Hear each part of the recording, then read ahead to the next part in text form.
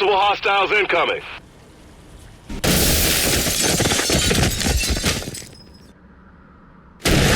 What in God's name is that?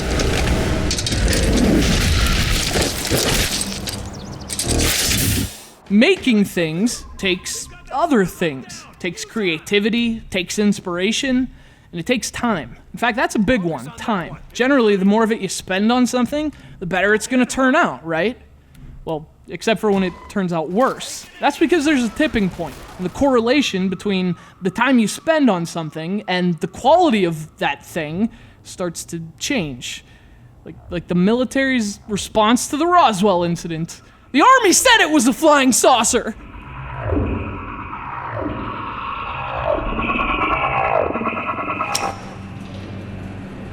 We've been intercepting these signals for the past 6 months. This game deals with both concepts, the inverse correlation between time and quality, as well as the fascination with flying saucers and little green men that defined so much of American culture after World War II.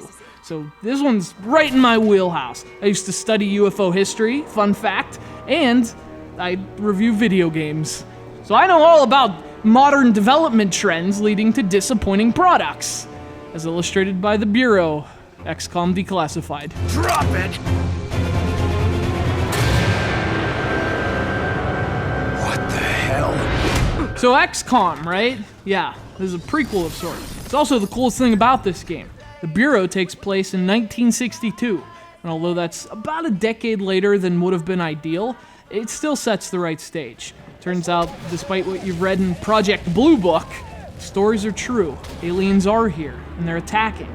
Plays a special agent who's suddenly caught in the middle of it.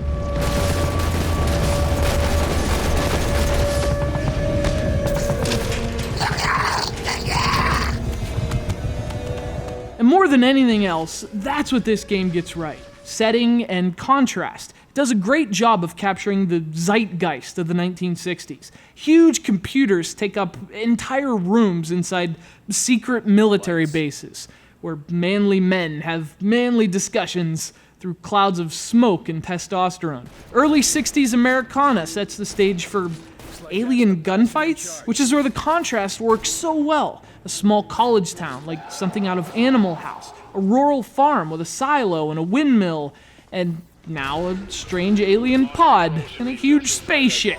It creates this awesome contrast between history and fantasy, old and new. I think that's easily the most interesting thing about the Bureau. Nils, get back! Just hang on, sir. It's gonna be... okay!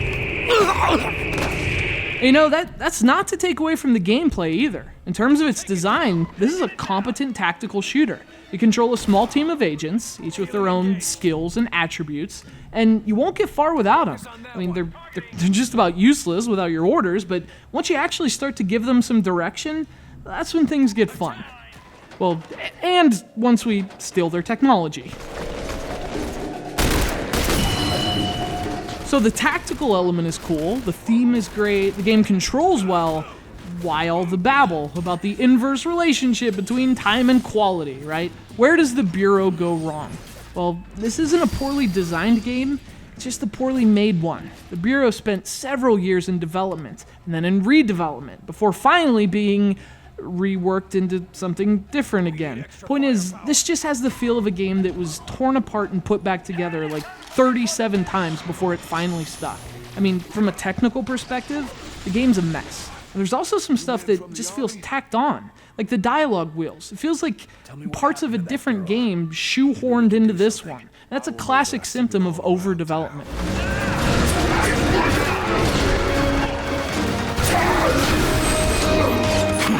You know, I had some fun with the game, but I'm not sure if that's because of the game or my geekiness for that old UFO culture.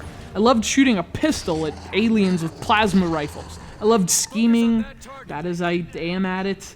I really loved the idea, but that's the thing. The Bureau XCOM Declassified has a lot of ideas. Several years worth of ideas. It feels like several months worth of polish.